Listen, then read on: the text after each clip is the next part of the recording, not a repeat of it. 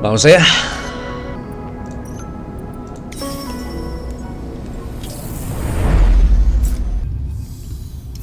The asteroid looms large in the cockpit's glass. Light glints off the sheets of the surface ice, singly that must have caught Malik's attention when he was fleeing the Conway's countermeasures that damaged the spring tide. There's been no sight of Conway drones or mines, but that hasn't stopped Surfin being cautious in his approach. We're close enough to jump down to the surface. Surfin looks down the engines. I don't see anything on the scope, but I'll keep her warm just in case. I think I know why. Thanks. He nods without looking up from the controls.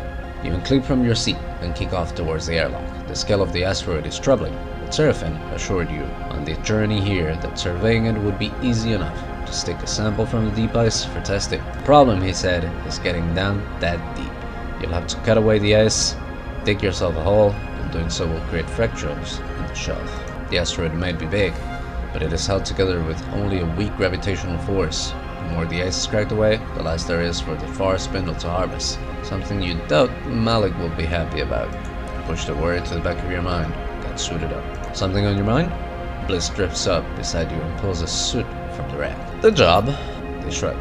I don't want to jinx it, but it seems simple enough. Can't say rock, or in this case ice cutting is my usual strength, but it's gotta be simpler than slicing a hole without touching any of the internals. Bliss zips up to the suit. We'll be fine. This reassurance that they don't have any experience with the job you're about to do doesn't exactly calm your worries. But their nonchalant attitude helps, especially when you consider the volume of ice you're about to start cutting into. Cheer up! This punches you on the arm. Might never happen. The log cycles, and you find yourself staring out into the glinting surface of the asteroid. 1 second, Sloop. Surfin's voice comes over the comms. I'm seeing something here. Some kind of man-made shaft far side of the asteroid. Might be worth a look, but remember, the survey is our priority. It comes first. You can almost hear his eyes roll through the comms link. Don't get distracted. Squint at a rock and spot a dark recess just over the curve of the asteroid. That'll be the distraction then. You refocus on the asteroid. Time to get started. Okay, high stress, potential fracture, y tenemos frozen shaft. Vamos a empezar por lo importante. Centrémonos. Ole, tenemos ingeniero. Este también es ingeniero. Vale, buena señal. Lot of work. Vale, vamos a mirar primero el otro. Intuition, ¿eh? Seraphin lo dicho. Esto es la prioridad. Así que vamos allá. Empecemos con lo bueno. Vale, vamos bien. Vale, tenemos dados bajos. Podrían mejorar mi habilidad de ingeniería para que subiera aún más. Ahora mismo lo puedo convertir en 3. Pues igual, sí. ¡Ah! Debí suponerlo. Bueno, para la próxima lo sabemos. De momento la cosa va bien. No tenemos tanta prisa. Vamos a probar. Convertimos en un 3, que se convierte en un 4. Probemos. Bueno, tenemos bastante estrés, pero aún así. Vamos a no jugárnoslas. Tenemos supplies. Acabamos el ciclo. No está mal. No está mal. Sigamos. Parece que ya lo tenemos. Deep Ice. Vamos a ver. Mierda.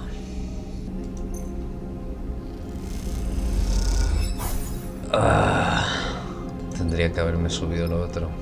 ¿A cuánto nos lo baja esto? A un 2.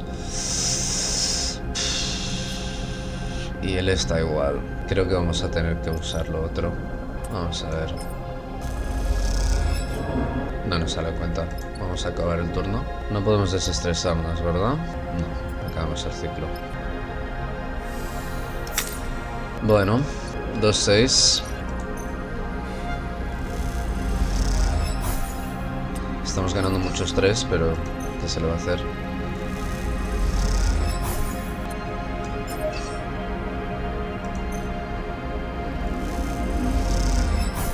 Uno más y tenemos supplies.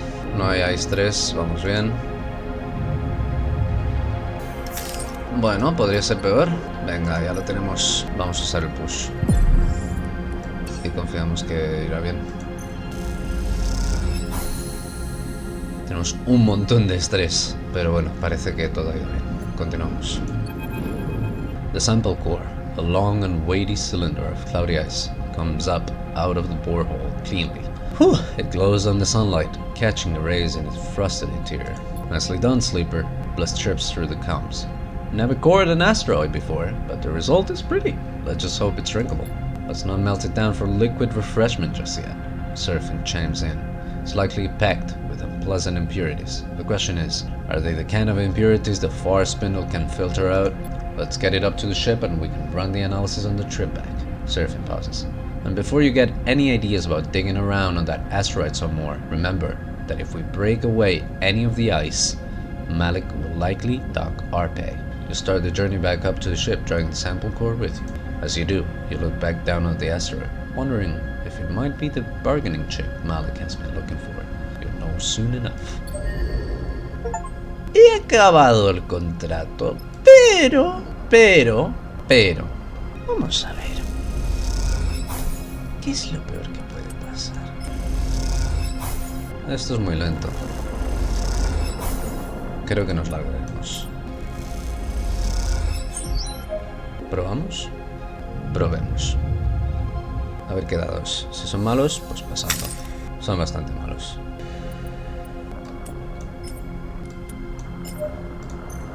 Vamos a ver. Es que me puede la curiosidad. ¿Qué le voy a hacer? Venga, va. ¡Ah, pero solo falta uno!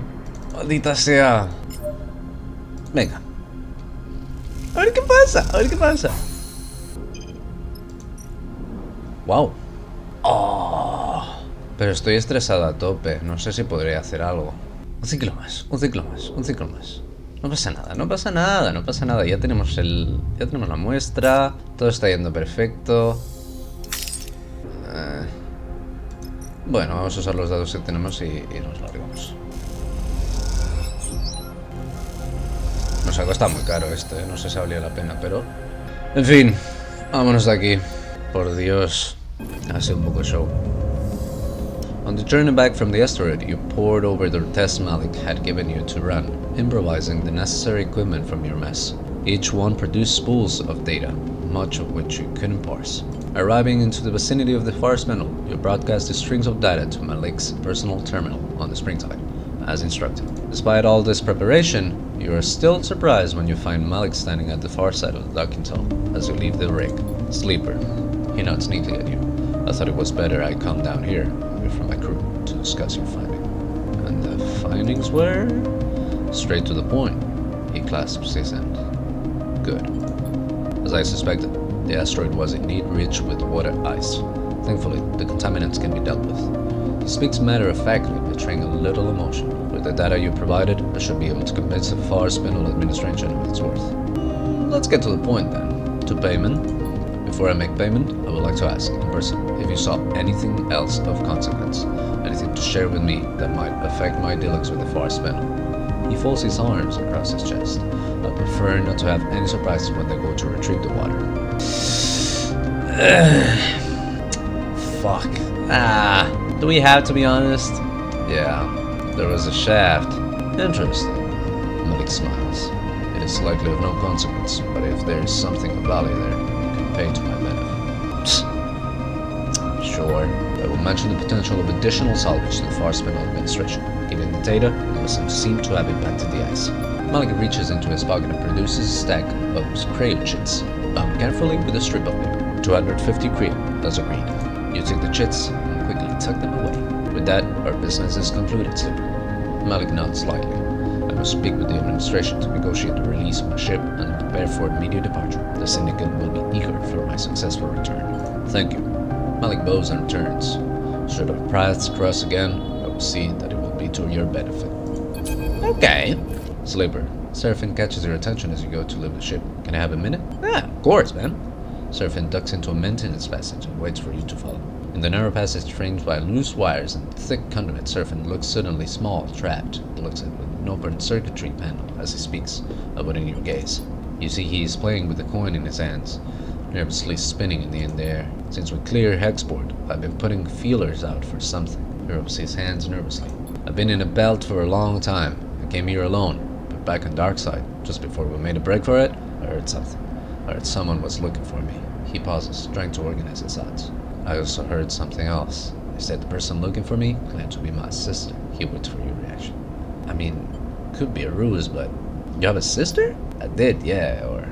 I do. He shakes his head. But I don't even know if it's really her. Just because someone says they're my sister, well, he can't be sure. The thing is, I haven't seen my sister in a long time. I was still a kid when I left, so was she. Though I don't think she would have liked to admit it at the time. I know you don't remember how it was, back in Darkside, I mean. But we were alone, you and me. They didn't let us out much, just to work, that was all. So when I overheard one of the guys mention someone was sniffing around trying to find me, I didn't know what to think. He frowns, and then hearing it could have been my sister, he goes quiet. You try to recall that time, the cycle spent under Lane's influence, working for him in exchange for stabilizer. Close your eyes, focus, but the details flicker. The images collapse and form. Has Serpent told you this before? Was this all part of your plan? No, let's not go that route. You wanted to go find her? Yeah, he shrugs. It changed things for me. The thought that she could be out there. Don't get me wrong, I wanted to get you out of there too, he pauses. You sense he's finding this difficult. I know it doesn't matter now, but I told you about her back then, before.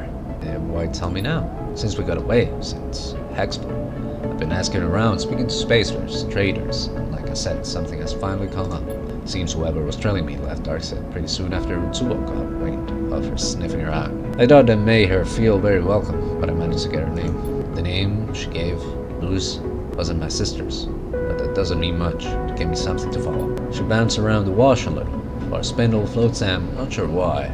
The last thing she did was book passage to Wellspring on the Logic Freighter. That's it. How do you know this? Mostly ship manifest and port records. A few favors on the quiet. I want to go to Wellspring, Sleeper, to know if it's really her, and if it isn't, to settle what needs settling. Let's do it. Thank you, Sleeper. He meets your eye.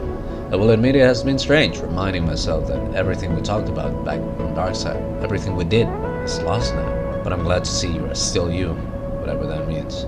Me too, he nods.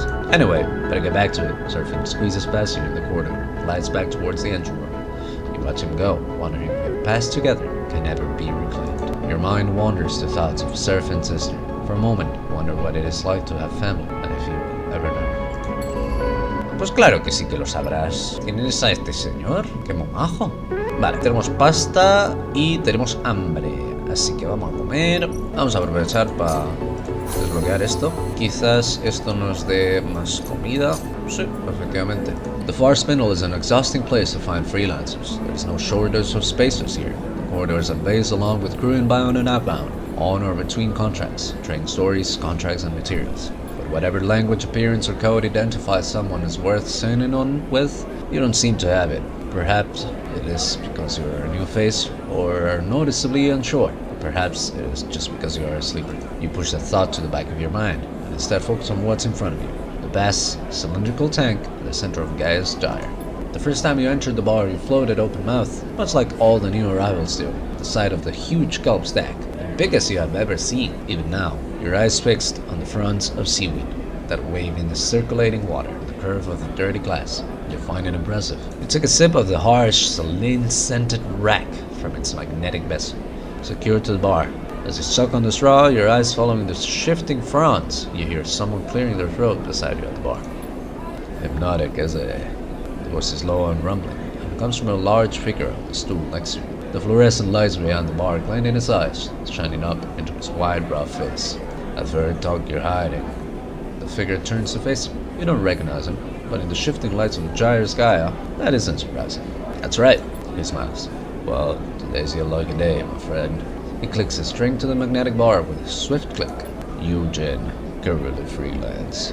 He turns on his stool and leans back a little. The effect is clearly meant to impress you on his size, and you have to admit, it works. Served on a whole slate of crews out of the spin. Cutters, mercs, extractors. He smiles and places a broad hand on his chest. Broad skill set. Good work ethic, sense of humor. The full package. Humble too. He closes with his tongue, smiling. I like you're ready. Gonna get on. I'll ruin anything out of this power spin. I'm tough, quiet, and you won't need to worry about me. Folds his arms across his chest. What kind of work are we talking about? Before you can answer, a voice echoes out from behind. Eugene! You look over your shoulder for the source of the sound. Busy as ever, I see. A group of 3 spacers drift up behind her, one of them placing a heavy hand on her shoulder. She is fitted with a matte metal optical implants, and you cannot see her eyes. The caustic light from the tank plays across her face. Too busy to keep in touch, she says. I really don't like it when I have to come and find you. Vesna.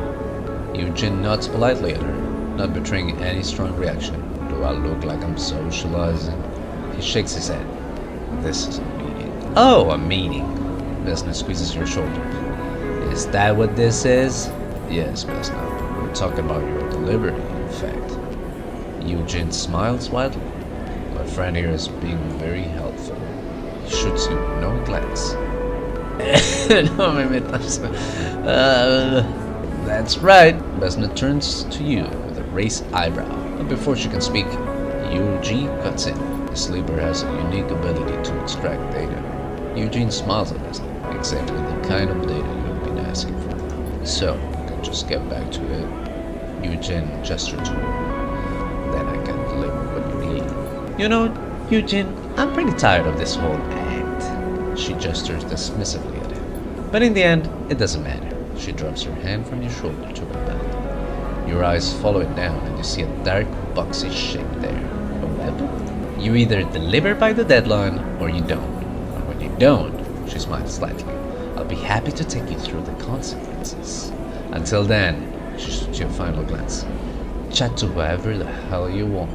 Vesna and the 2 spacers flanking her glide out of the bar, and Eugene watches them go with a little motion. So, Eugene smiles returns. You're about to hire me? What was that? Vesna? He shrugs. She's just trying to rush me, that's all. I won't be working with her again. He pauses, choosing his words carefully. Of course, I could talk about the particulars. You understand. Vesna just wants to scare you off. She likes to cause me trouble. Eugene looks away, out of the door of the bar. Let's not let her. He pauses in silence for a moment, still looking away. You try to get a read on him, but his face is blank. Only his glittering eyes hint at some rapid internal activity. He turns back to you and meets your eye. A sudden shift in his manner obvious. If you need crew, you need to work. And if you need to work, you need Creo. Is that right? He doesn't stop for your answer. Well, I can go for both. Hard work, good contract with a good payout. You took me with you on this job of mine, we split the take. He looks down, thinking, hell, if you do consider signing on long term. He smiles. Think of that. No more recruiting. What's the job? Salvage, he links in. I know a wreck untouched by the local crews, which recently turned up in the wash. Just a little somewhere from here. It's a disabled transporter. It's invisible to anyone who doesn't know it's there. Had to squeeze the location out of contact, but I'll share it with you for a straight split. Take me with the crew, and claim it all. It's gonna be a good payout. 2 weeks. A really good one. What's the catch? Eugene frowns. No catch. He leans back and looks around the bar. Happy to take the offer elsewhere. It just felt like you were the right captain for this one. I'll be ready to go whenever you are. Eugene pauses. There's a show of good faith. I also fly out with you on any job from the far spin. But I'll be waiting at the station again. Until we get my job done first. After that, we can talk flying together. No need to rush it. He shakes her hand firmly, his palm rough and pitted, and turns back to his drink. You slip out to the bar, looking to see if Vesna is nearby. You shake it off, having become familiar with the feeling of being observed. What matters is you have found yourself a crew member and a contract. Whether either will come good, however, remains to be seen. Vale. Necesitamos dinero, sacarnos estrés, muchas cosas. Antes de nada, estoy ya cansado de esto. Vamos a quitarnos el debuff de Endure y nos quedan 3 puntos que vamos a gastar en subirnos otra cosa pronto. Mientras tanto, necesitamos 8. Vale. Y necesitamos volver a comprar. Así que vamos a llenar supplies. Vamos a repararnos todo. Haremos un par de ciclos y salimos en otro contrato.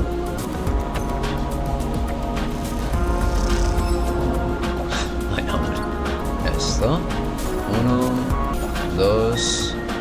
Vale, parece que no nos sube más el glitch, o sea que sí que nos interesa hacerlo todo de golpe. 3, 4.